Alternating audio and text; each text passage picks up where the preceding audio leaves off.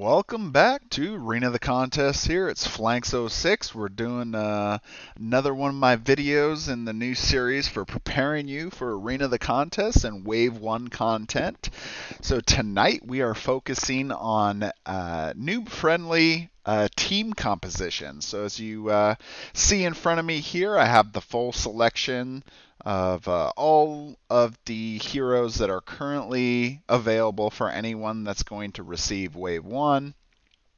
So we have our 7 classes and then our 8th if you count the specials. So there's 3 additional characters there. Last one here is Thalia. Anyway, so these are all the possible heroes that you can do.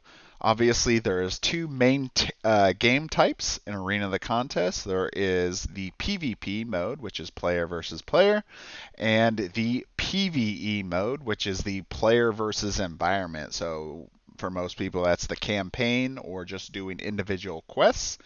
And so I figured it'd be good to do a video here to try to help new players understand, or at least get some pre-made teams for them to potentially start their campaigns or some PvP matches with, to get going and not have to get too bogged down in all of these different characters, because there's obviously quite a few here. So brought in some backup for this one. We got Code here with me, and Tyshin, the PvP champion himself.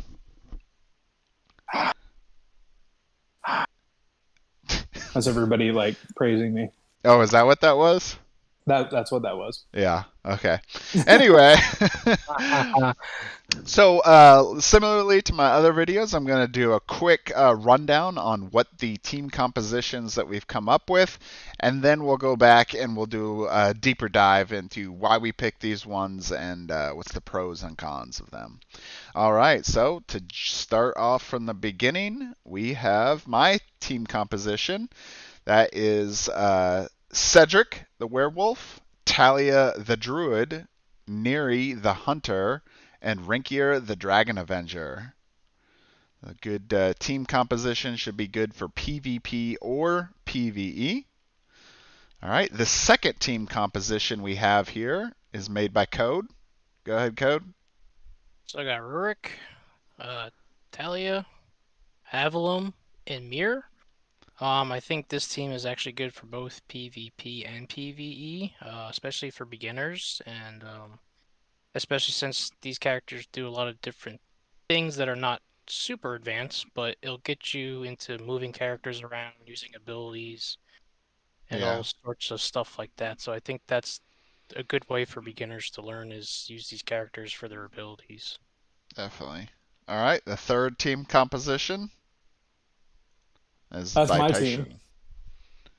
team. So I have Rurik, Thalia, Zanac, and Ascaran. This is really good for either PvP or PvE, because you can utilize all of the abilities in both of those settings. And I think that they're more defense and damage oriented at the same time.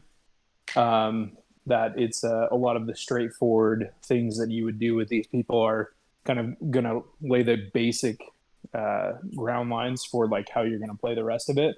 Mm-hmm. And it also really heavily focuses on teaching you to pay attention to your passive abilities with the bruiser and the tank combination. Yeah. So that you can get used to looking at those and making sure that you're utilizing them. Yeah. We'll get back into these team compositions here, but this is the 3 starting team compositions. You'll notice Thalia is in all 3 top team compositions. She is a very powerful hero, but also these team compositions specifically focus on characters that are a little bit easier to understand and play for somebody that's never played the game before, and to be able to just kind of get going and not have to get real deep into all the other more advanced rules. So Thalia is a very good starting character, which is why she actually ends up in all 3 team compositions. All right, on the other side here, we have 3 more team compositions, and they're all kind of varied in a little bit different ways. So I'll give a rundown real quick here. This is mine for Zafara, Rokaru, Vanarus, and Taram. So this team is a team that is also good in PvP or PvE. Um, they're, I would say, a little bit of a step up in terms of difficulty from that left-hand side. We have some, like an interrupt from Taram, for example. We have some permanent effects that can give additional healing and damage. We have a lot of positioning that's a part of this team. And then, of course, some resurrection and healing abilities. So you got a lot of different things going on here.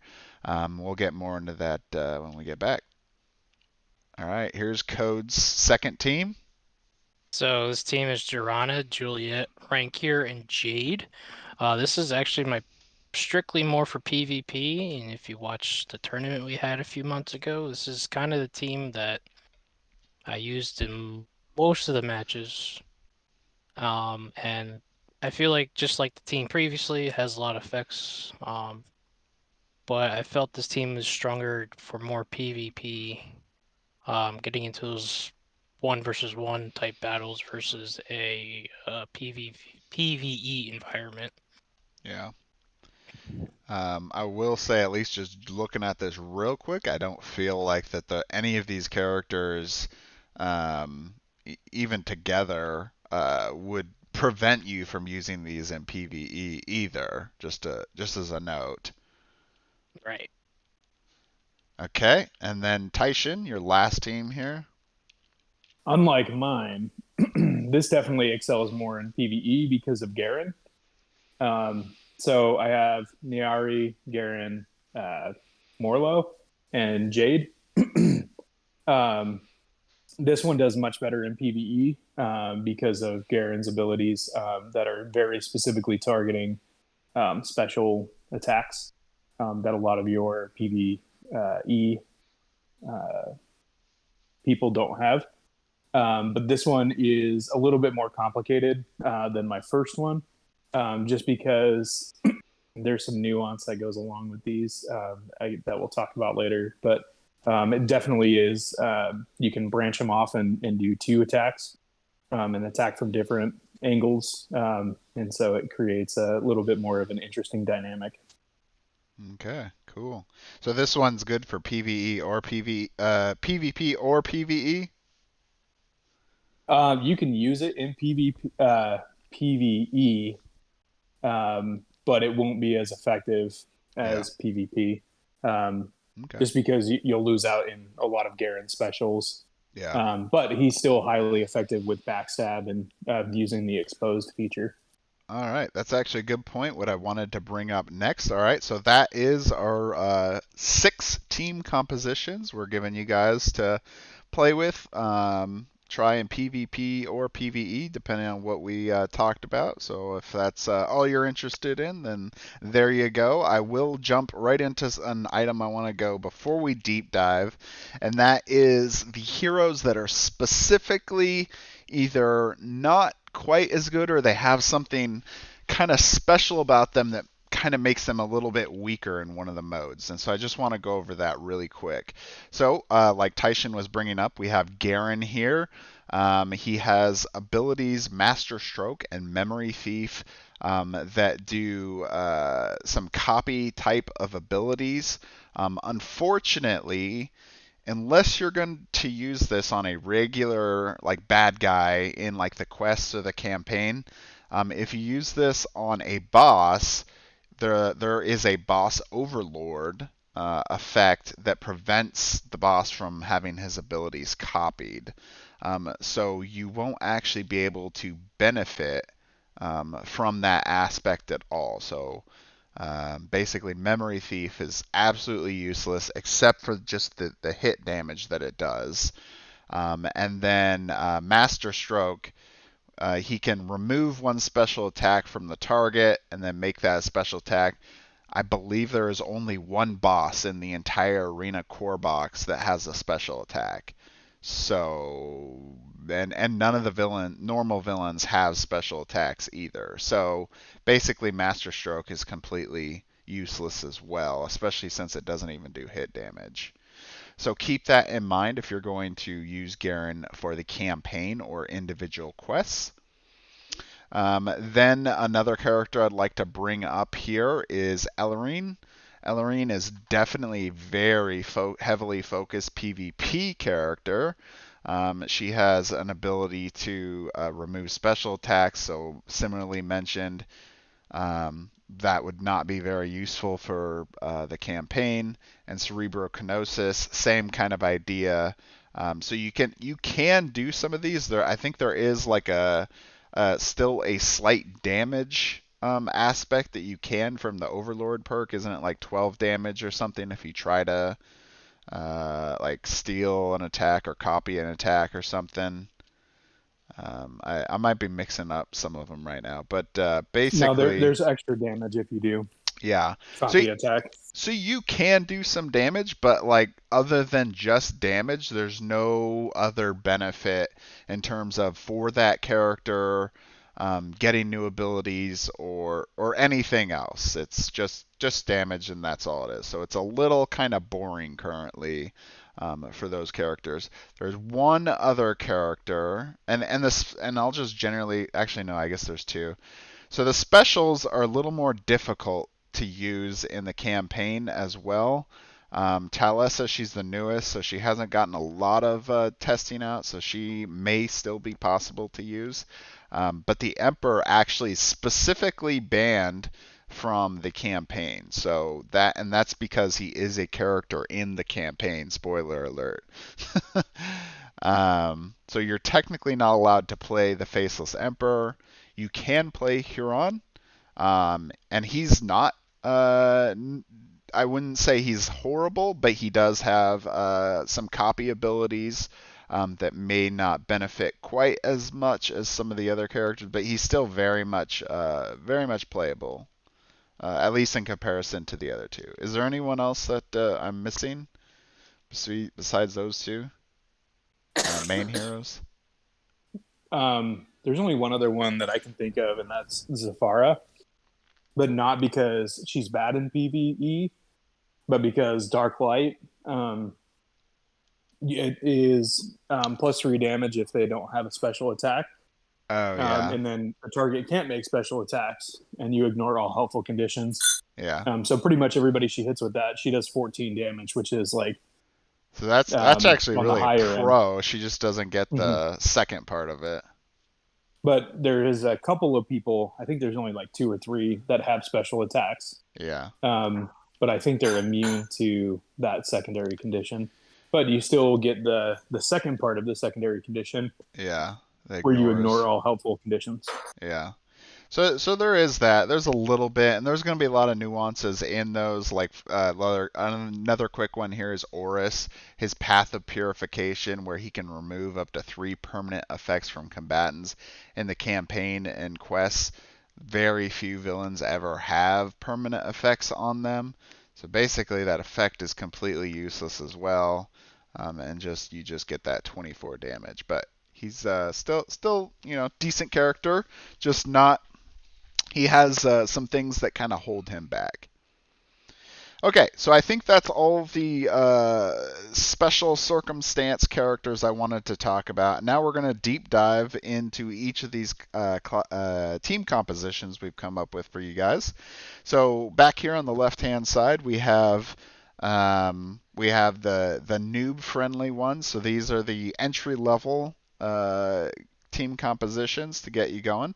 So my team composition here was Sedrik, Thalia, Niary, and Renkyr. I decided to go with this team for a couple reasons. One is so Renkyr, he is a bruiser. He is kind of a tanky type of character with his Dragon Blood attack. He can make himself immune to new effects that are applied, which can be very powerful in the campaign or PvP, and that benefit of being able to become blessed and ignored cursed is just extremely powerful. For the same thing for both game modes. So that's extremely good. You can make some targets cursed, and then combining that with like his Mark of Death, he can do some more damage. And then you got a Resurrection, so that's all great. So he's a great possible tank for the team. You got Sedrik here, who's going to be a little bit off on his own doing damage. He does most of his damage once he's below 35 hit points, which generally isn't great. But you team him up with Thalia here, who is a great healer, and she has the ability Shield of Flowers, which is probably going to get mentioned multiple times tonight, is being able to make an ally immune to damage from primary attacks, which a lot of enemies in quests will have. So you can help maintain Sedrik around that damage area, so he can be pumping out tons of damage. And he's got some more focus towards single target damage versus multi-strike type of damage, which is why he would be also a great combination with Niary, who Niary can attack multiple targets at the same time with Twin Shot, Perfect Hunt, and Rapid Fire. She also has the ability to move allies a little bit kind of out of the way or into lava tiles. And then also teaming up Thalia here. So Thalia, her Nymph's Kiss, along with healing, she can give a Bless condition, which is you roll the dice twice and pick the best result, which is very beneficial for Sedrik or Niary. You're not going to get quite as much use as Searing Vengeance, but the good thing about that one is even if you miss, you get 10 residual damage instead of the standard 5. So hopefully this isn't going over people's heads too much. There's a lot of different things going on here, but just to kind of sum it up, you got a healer here that will be able to provide some healing and protection to your hard damage characters like Sedrik and Niary. You got Renkyr, who has a lot of versatility and can essentially increase his chances to hit with his attacks, and he has a resurrection that'll be available. And then Thalia, who can be providing a resurrection as well, and then also giving blessed out. So anyway, and you'll want to explore this more for yourself, but I think this is a great team to get the game started with. And just as a quick side note, Renkyr is part of the Legendary box, so if you don't have it, unfortunately you would not be able to play with him. Okay, go ahead, Code. Your team's next.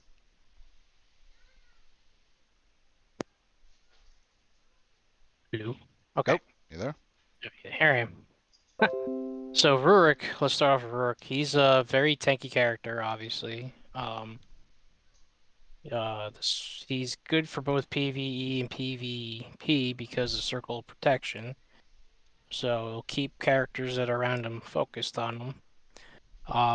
One thing you want to do is with him is get your Epic Shield out as soon as possible, because that's a permanent effect and keeps you protected. So, which makes him even beefier without getting into too much details. But like we just described with Thalia, with her Shield of Flowers, that could actually be a benefit by even making him even more tankier and harder to hit. Second character's Thalia. We just went over Thalia, so yeah, it's pretty self-explanatory. Lots on of that heals, resurrection, great stuff there.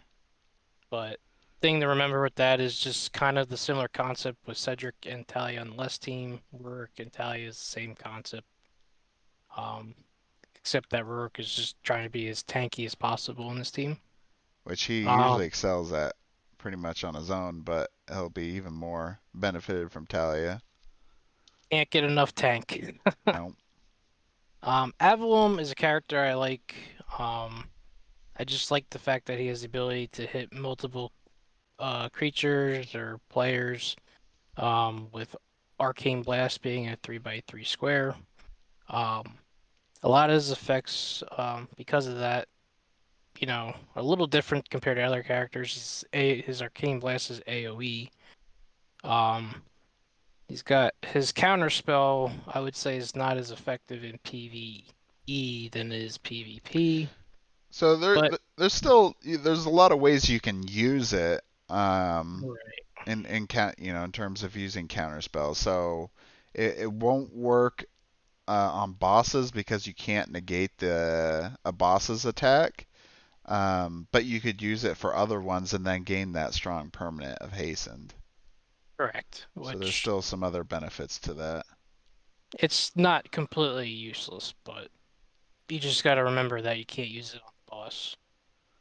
Yeah, so I'd say counterspell as an interrupt is a little bit higher level of a type of mechanic that's in the game. Basically, you use that when an enemy is making that attack to try and stop that attack, and then if you're successful, you'll most of the time it's negating the attack and then you gain some other kind of effect. But unfortunately, you have to suffer a drawback of 10 damage to do that. But it's a ranged attack, so as long as you're in the right area, then you can potentially stop a lot of damage.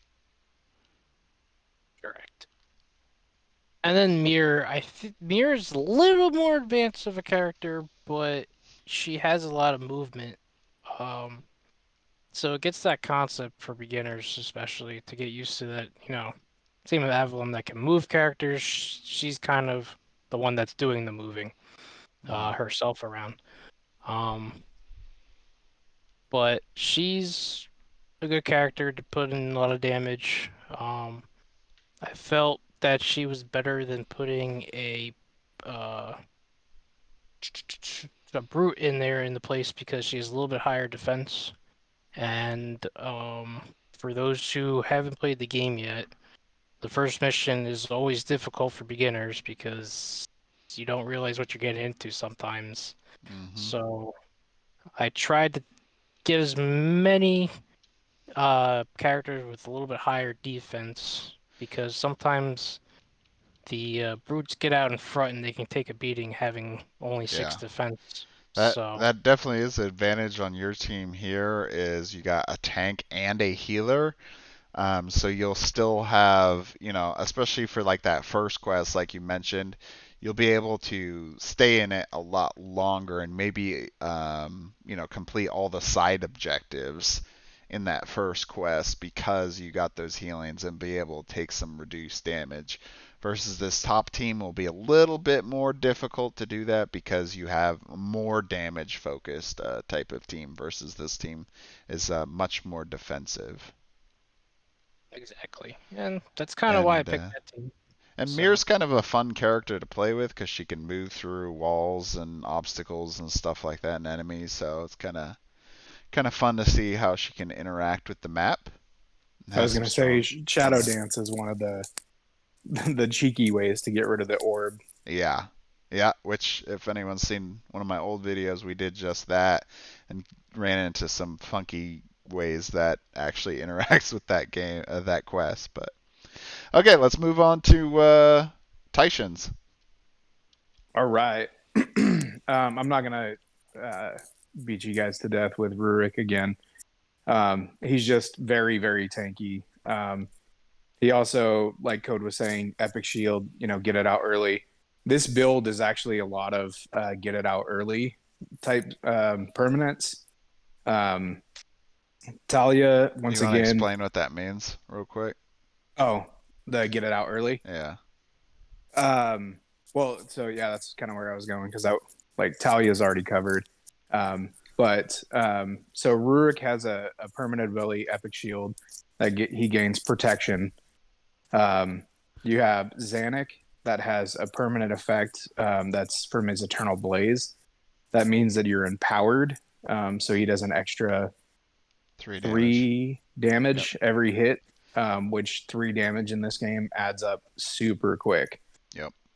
And then Ascaran has Celestial Armor that he is a permanent effect, and that person is toughened and blessed. And so with those 3 permanents, you kind of want to get those out in your first 2 or 3 rounds in the game so that you can start benefiting from those things. And when you have Rurik that's protected and toughened and blessed, he becomes the ultimate tank. Yeah. And then you punish people with your passive abilities. So if they don't attack Rurik because he's blessed and protected and toughened, and they attack Ascaran, they take 8 damage and a -2 to their attack from the passive ability of Circle of Protection. And So Circle of Retribution. Yep. and yep, both of those together. So So it just definitely is. to clarify one little thing. So protected, for example, is a condition that gives you +3 to your defense. So that will give Rurik a constant defense of 11. So that's was that 15% chance? Increase. Yeah, decrease Yeah. in being able to be hit. And the permanent specifically is once you put them on, they stay on throughout the rest of the quest. Unlike, for example, his Warcry ability, which gives him toughened, it will be on for 1 round, and then, which, by the way, toughened is -3 damage when he is hit. But that will be on for 1 round, but then it comes off after it's the next time for Rurik. Versus permanent effects, which Tyshin has brought up here.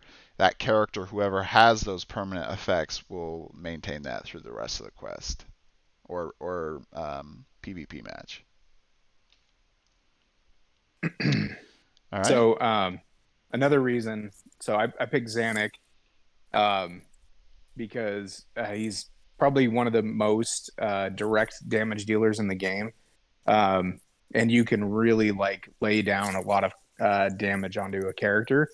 But he also has Inferno Shield, so you can choose an ally, and they gain a shield, and if they get attacked, they take an additional 4 damage. So you can then throw that on Rurik or Ascaran, depending on who your team is trying to target down, and you just punish them even more for making decisions in their game. Yeah. Plus, Fireball's fun if you can land Fireball. Oh yeah, because it hits a lot of people there. 3x3. Yep. Yeah. And then I chose Ascaran because he has Wings of Justice, which protects him. So once again, just adding more to your defense. It gives you some movement. It allows you to do a little bit of healing if you need to do that. But really, Exalted Strike is one of the biggest reasons. So you can transfer 10 of your hit points to an ally. So if Rurik actually is getting hurt and taking damage, you can buff him back up with hit points if Thalia can't heal him fast enough. Yeah. And so it's, like I said, more of a defensive strategy, but also has some pretty solid offensive things going for it too. Yeah, definitely. Yeah, so healers in this game, similar to some other games, is they're not going to completely heal up all of the damage of a character.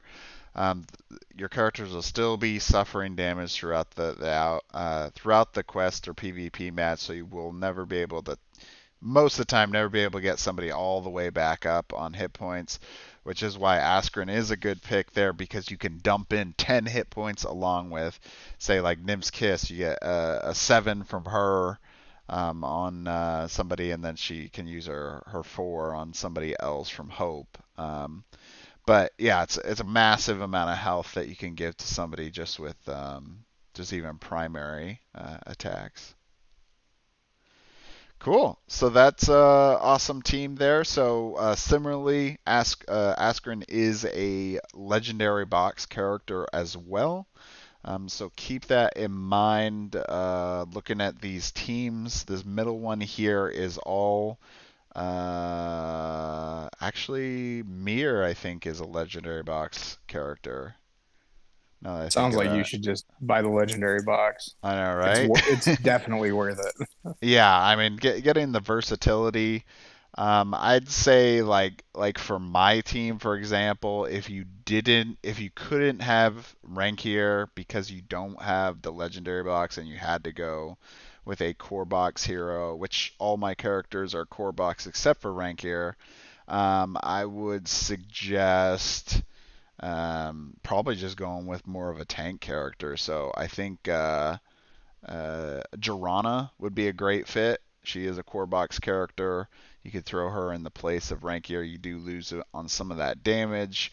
And a little bit on damage. She actually is a pretty high damage character. And then, of course, obviously that resurrection skill. But might be a good alternative. I don't know if you guys have any alternatives if somebody doesn't own the legendary box. I would put Rokaru in instead Rokaru. of Ascaran. Yep. Yep. That'd probably be a good fit there because he does have a strong permanent ability as well that can be placed on with Dragon Spirit, and he actually does some damage. You're just not going to get the same level of healing or benefit like that permanent effect is. This is very strong, but so I mean, getting those permanent toughen blessed that's really good. What about you, Code? You got a replacement for Mirror if somebody doesn't own core box or doesn't own legendary box? I mean. If you don't own the legendary box, I would stick to probably Rokaru or Vanarus. Vanarus would be another legendary box. Is that a legendary box? I Yeah, forgot. all the Bruisers are legendary box, and then there's certain of these characters, like Mirror, is part of the legendary box as well. Basically just buy the legendary box. Yeah, right. There's the answer. Yeah, there's literally I can't really. There's no reason not to buy it if you can afford it. Yeah. I was gonna say I think Zanac is legendary too. You know what? I think you're right. I think Averlum and Niary are the core box heroes. Yeah, because it's half of them. Yeah. Two bruisers, two tacticians, so two probably tanks, the next closest then from Zanac would be Niary, because she can do some more direct type of damage. Averlum kind of splits it up a little bit more, so I'd say he's a little further away, at least in comparison. Yeah, Niary would fit this build better. Yeah. Anyway, rest of those should be good there. Now we're going to go to the right-hand side. So this is a little bit step up in terms of difficulty and may be used more for specific areas. So I'm going to jump on to mine at the top. I picked Zafara, Rokaru, Vanarus, and Taram. So the combination I picked here, you got Zafara here, who has some healing abilities. That Dark Light, like Tyshin mentioned earlier, she'll get 14 damage, which is a pretty decent number, especially just from a primary attack. And that's not counting her passive, where she'll get to add in an additional 4 if you get her in the battle. You got Vanarus, who's a very high damage character. Especially with like his death sentence ability. Even soul corruption does a lot of damage on the hit, and then can prevent enemies from getting healed. But even more so is he has abilities to be able to move and swap places between Dance the Damned and Blades of Agony, and can do more damage, where he'll be great combination with Rukaru, because Rukaru has like Tides of Blades, where he can move an enemy up to 2 squares, and then all enemies now adjacent to the target take 3 damage. So, Dance of the Damned, you may move any number of enemies within 5 squares, you 1 square each. So you could set up a bunch of enemies in a place where Rokaru can then put that enemy right in the middle, and everybody around him all takes that 3 damage. So you could be doing massive amounts of damage with that combination. If you go with Taram here, he has a very powerful permanent effect. That's Divine Grace, so you get 25 hit points right from the start. Then you get to choose an ally within range. It regains 4 hit points whenever it declares an attack. So the main thing that you have to remember with this is, because it's on that attack, you got to make sure that every time that character, whoever gets this permanent effect, remembers to take that health. Otherwise, you're going to kind of waste it. He also has an interrupt effect, which we mentioned earlier is a little bit more of a complex mechanic in Arena, but this is a kind of step up. And then you got Sanctuary. We can make someone toughened and immune to new effects. So definitely make somebody a lot more tanky. Vanarus, a combination of Vanarus and Rokaru would be good tanky type characters, but neither of them are going to be super tanky. So keep that in mind. You're going to be a little bit weaker on that side, but you're going to have more heals and damage with this combination. And I guess I forgot to mention that Zafara here has a revive ability that's actually the most powerful in the game. So she gets to revive an ally and bring back one of the special attacks of that character. So normally, when you get resurrected in this game, you actually don't get your specials back, even if you haven't used them. But with Revenge of the Dead, you do. So at least you get one of them back. So that's pretty good. All right, going on to Code's PvP team, or more focused towards PvP team. This is a real team. Just kidding. It starts with Jorana. My favorite character so far. Um, but she's a very good tank. The team's real focus is second chances. If you ever see me on Phlanx stream, I roll terrible. So my concept to fix that is trying to get a team that can help prevent those bad Bad rolls rolls. Yeah. killing you. Jorana doesn't have anything like Blessed, which lets you roll twice and take the best of two rolls. But she does have the ability to do lightning reflexes, which gives her the permanent to do an extra basic attack if that attack does go through and you don't miss that attack. But And the just reason to why clarify too, a basic attack is a separate attack. It's the one that's actually written in here on the stats than a primary, which are the gray attacks, and then you got the gold special attacks, which can only be used once. So this allows you just to use that basic attack stat as an additional attack after your main action.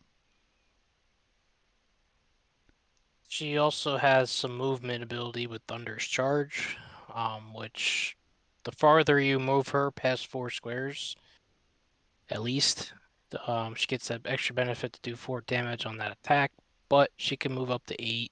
You don't have to move 4, but you try to. Um, This and she has, this can um, be great in PvE. I'll say that, yeah, getting all that that can be. movement, and it's really easy to go at least 4 squares to get that benefit. Yeah, you could run past like a wall that your defender has set up and just go right into their back lines and attack them, Yeah. like Code did to me. I don't even remember that. Um, she's also this team actually can work with PvE. I mean, she does have Whirling Strike too, which can attack 2 enemies up to. Um, and Dance Steel's just plain good primary attack. I'm gonna skip over Juliet for a second and go to Renkyr. Especially because we talked before about the 2 circles, and how they can interact with one another. But Renkyr we've talked about a lot before. But with Mark of Death, kind of has, and Dragon Blood, you know, Dragon Blood has the Blessed and ignores Curse. Mark of Death, if you miss, you don't spend that special attack, so you kind of get another chance for doing it. So And the but enemy takes that 15 residual even if you miss, which is great. sometimes that 15 is almost better than doing the attack because you get to keep using it if next time you have Yeah. rank here with your special up. And a little quick note too, there is a artifact item that you can get in the game called the Gloves of Accuracy, which is a great combination with this character because you can put basically what it does is it gives you additional, I think it's 5 damage Yeah, plus five. when you miss for your residuals. So it's actually a really great combination to use this with Renkyr and just use Searing Vengeance. So then you get 15 damage even if you miss. Go ahead, go. Um, going and then going to we'll go back to Jade. We'll go back to Juliet for now. Juliet, she also has a blessed attack, Icy Wind, which is the same as Dragon Bloods. Yep. You get bless, ignore curse.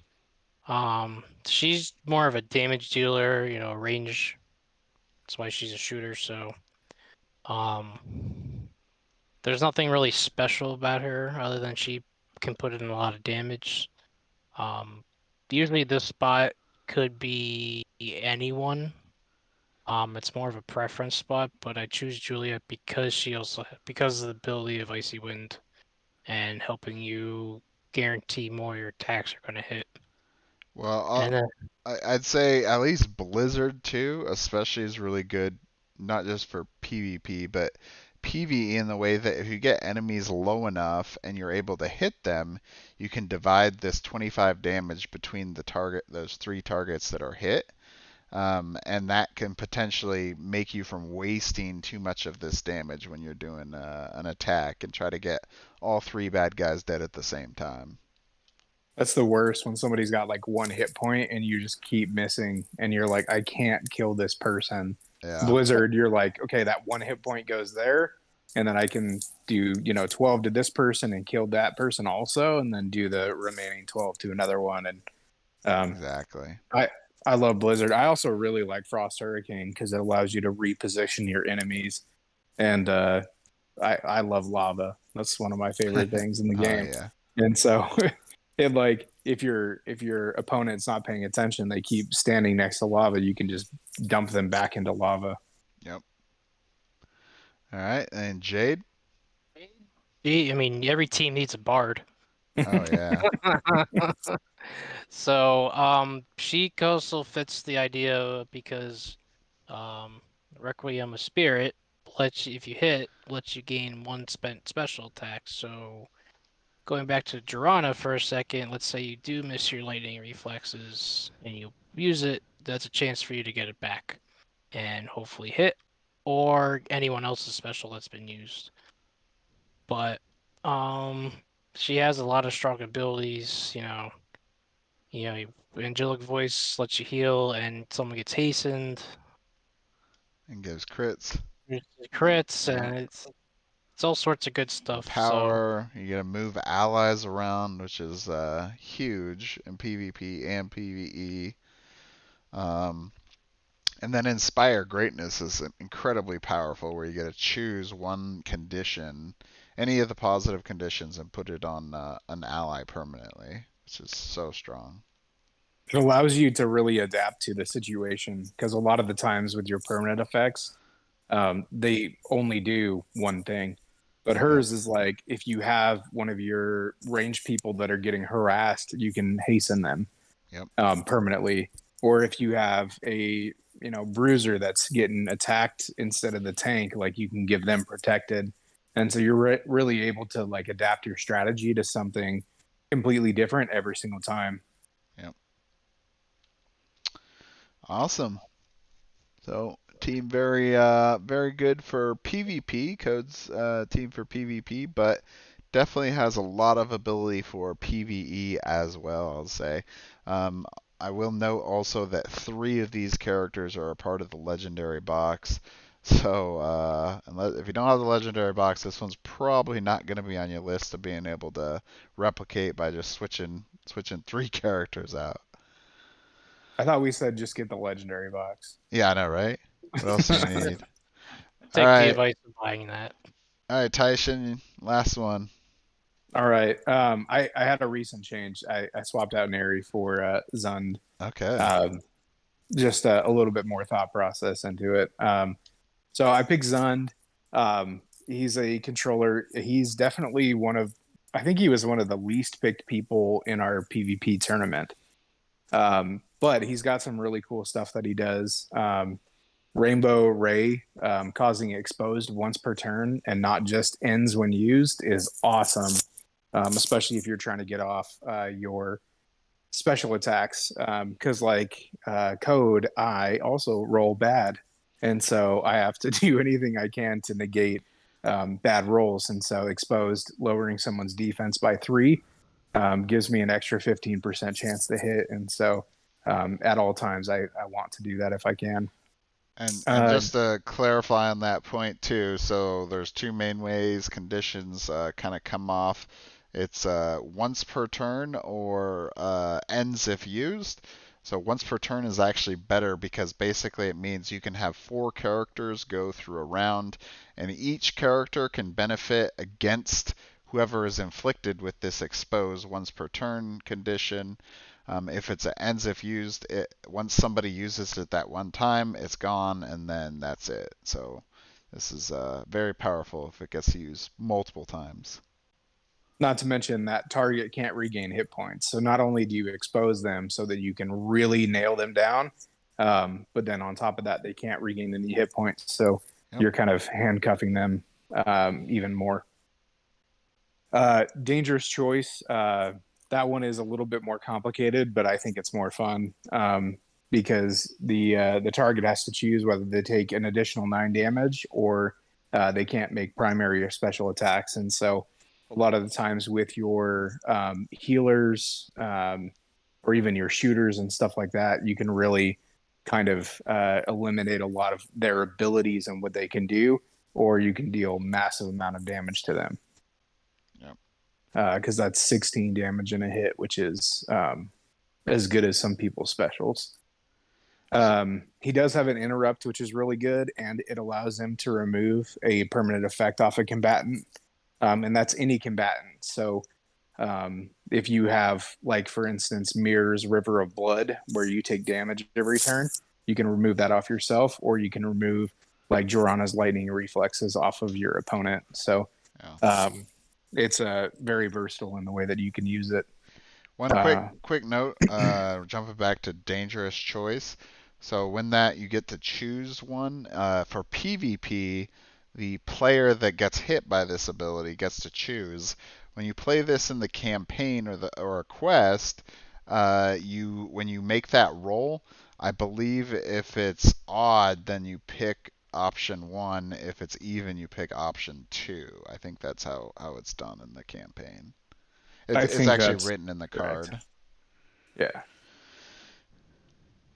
Okay. And then Nightmare is really good, causing permanent weakness, so decreasing the damage done by somebody by 3. Once again, 3 damage adds up really quick in this game. Yeah.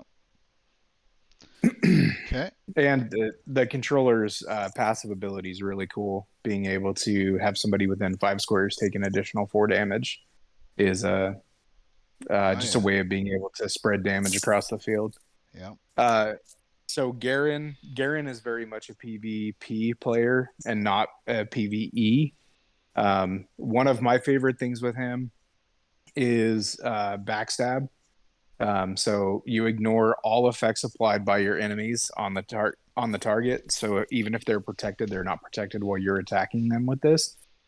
And then if the target is exposed, it takes an additional 5 damage. So if you're able to stack the exposed condition with your tactics passive ability, this primary attack does 20 damage.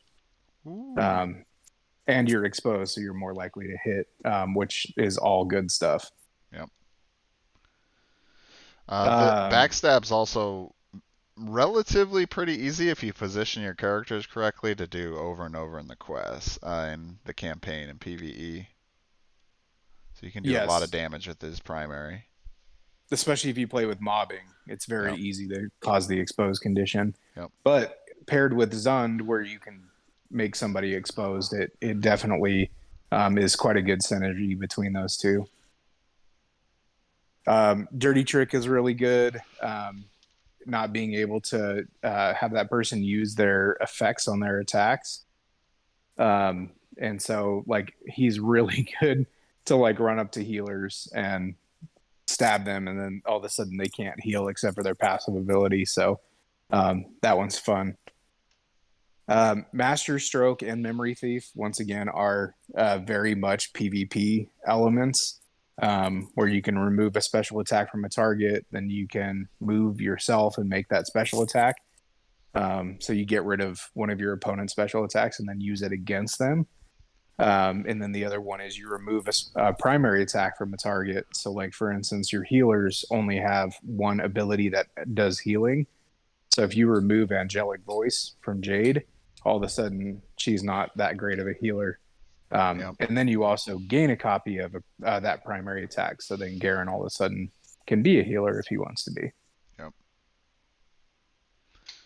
Okay. So then I have Murlough, who synergizes with Jade really well.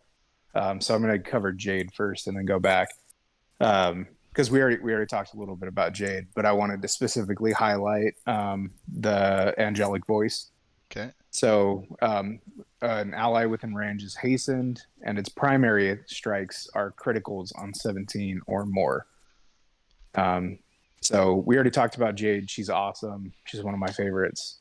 Murlough, whenever he used a reckless blow, and it's a critical hit, it does plus 10 damage instead of plus 5. So when you roll a natural 20 on the dice, this attack does 16 damage plus 10 from the crit instead of plus 5. So it'd be 26. And then if you're able to get brutality, it does 30 total damage.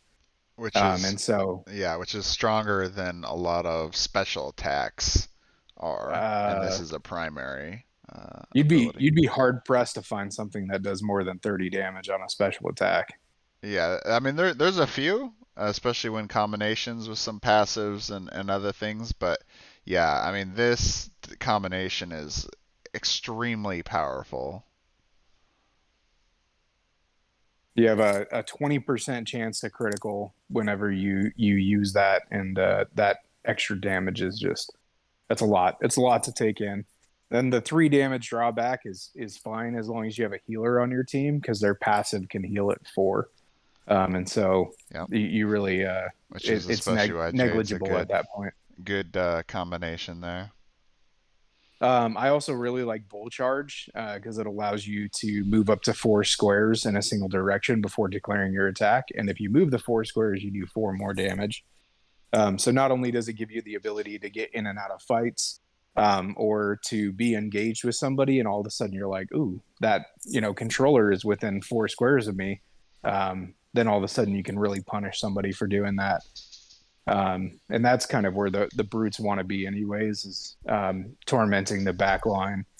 So it allows them to move quite a bit more. You have Trample, which is Trample's kind of tough. It's more circumstantial than anything else because you have to, have people on a line and be able to get it off. But when you do, it's pretty incredible.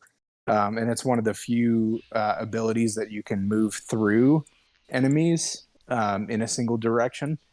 And so that is, it's really good. And you get to move people 2 squares when you do trample through them. And so, like I said, Lava is one of my best friends. And so that allows you to do that. So paired with the Heroic Schism, you can align people a little bit better to be able to use trample and then knock them back into lava.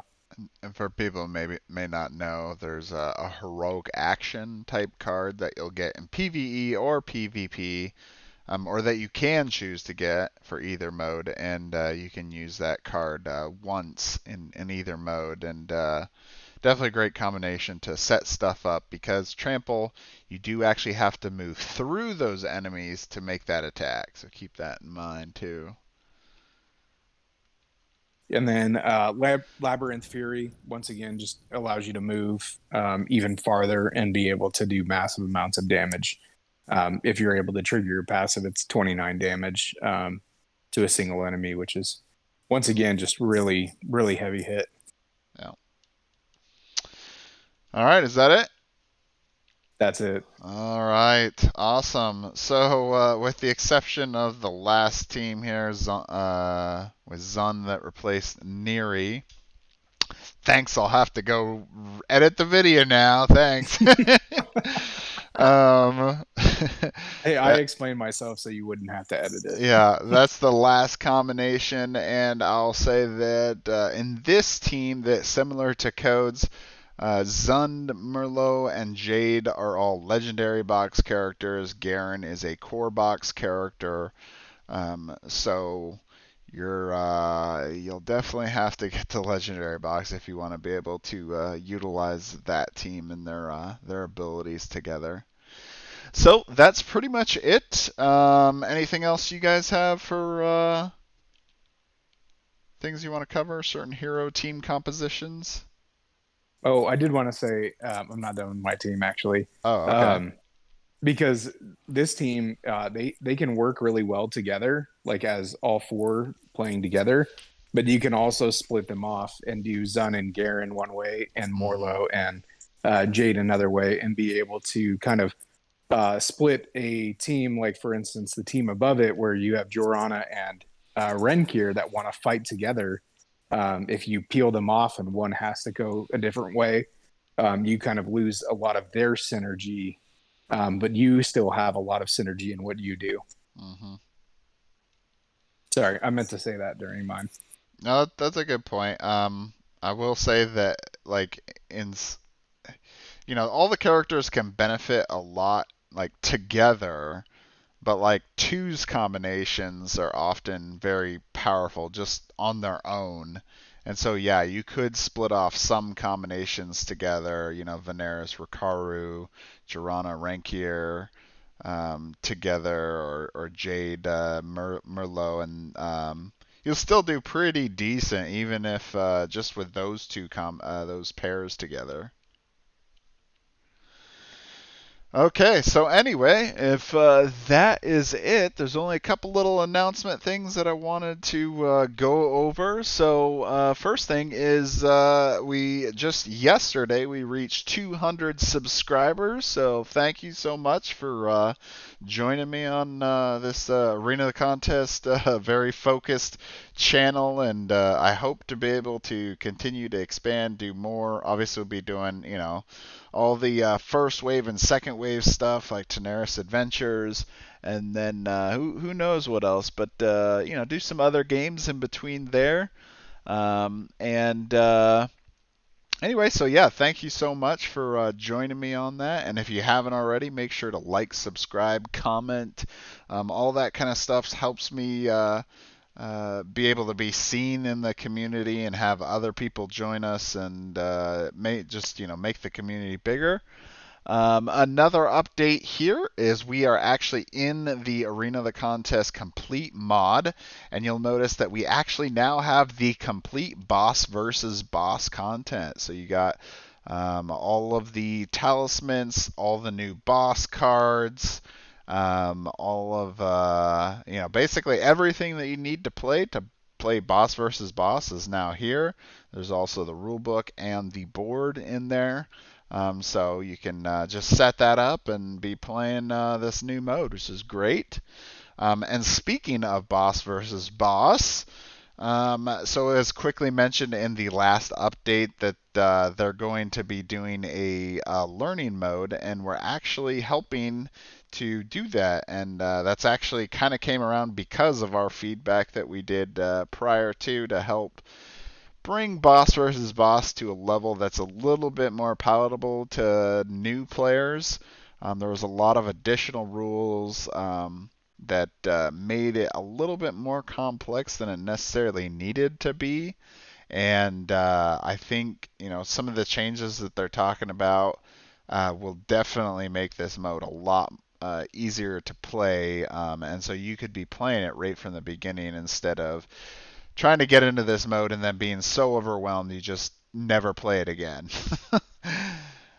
Anyway, so if you are interested in helping us to review the learning mode and want to play some tabletop simulator games with us, make sure to send me a message, and you two can help guide the new revision to the boss versus boss mode, which will come out as a digital change more immediately, and then later on, I think they're going to send a reprint of the Dragon Collection to people for Wave 2.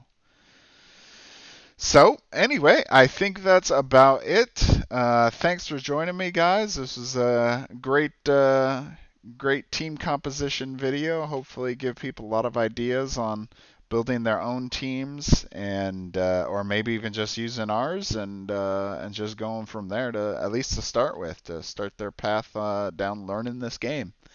So, thank you for watching, and we'll see you at the next one.